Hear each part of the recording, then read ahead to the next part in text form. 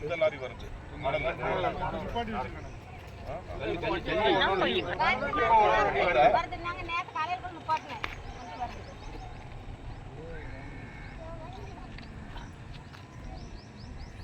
இந்த ரோடு வந்து ரயில்வே இடத்துல கிடக்கு. அதான் தெரியும் எனக்கு தெரியும்.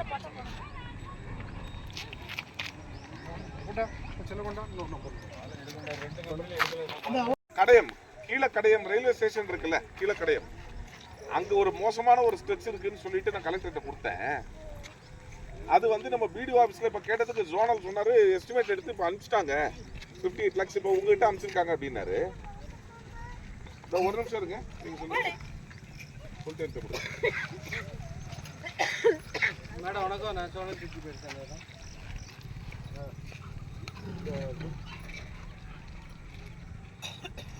ரயில்வே ட்ராக்கில் வந்து இந்த ரோடு நம்ம அவங்க பொறுப்பில் இருக்கனால அவங்ககிட்ட ஒரு ஒப்பீனியன் வாங்கினாலும் வாங்க வேண்டியிருக்கும். இந்த வழி என்ஓசி வாங்கணும். ஆமாம் ஆமாம் ஆமாம் மேடம். ஆமாம்.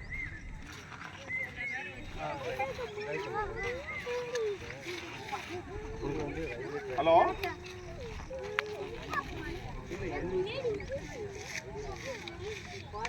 சரி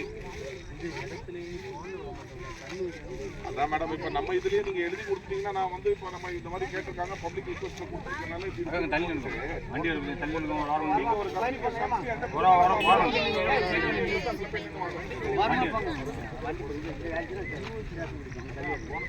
இல்ல இல்ல ஷார்ட்கட் இல்ல, ரெகுலர் ரோடு இது. என்ன வழி இப்போ நான் என்ன சொல்றேன், எஸ்டிமேட் எடுங்க போட்டு ஏற்கனவே கலெக்டருக்கு நான் கொடுத்துருக்கேன். அதை வந்து பேஸ் பண்ணி அனுப்பிட்டீங்களா? அதை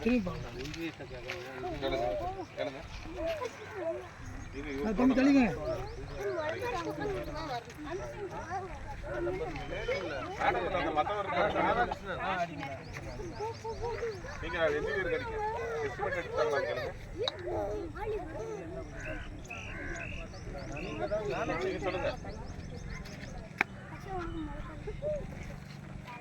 இது இப்படி எப்படியோ கூட போகலாம்ல? இதே போக முடியாது, அந்த வழி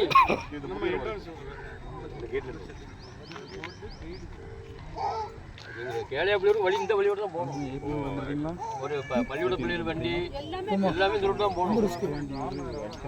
மெயின் ரோடு இதை தாண்டி இந்த கேட்டை தாண்டியாச்சுன்னா அடிக்கலாம் சீக்கிரமா போன் போட்டு லைட் போட்டுருக்கீங்க. இப்போ இப்போங்க வந்து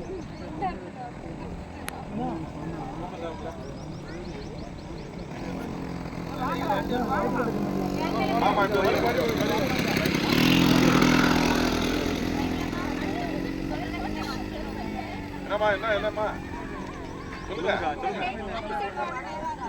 அந்த ரோடு போட்டுருவோம், சரியா? அங்கே அடுத்த கட்டது போட்டுருவோம்.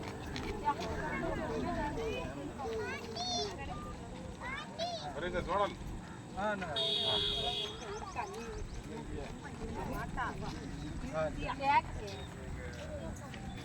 ஆஃபீஸ் சொல்லும் போல ரிட்டர்னாக கொடுத்து வந்துருக்காங்க.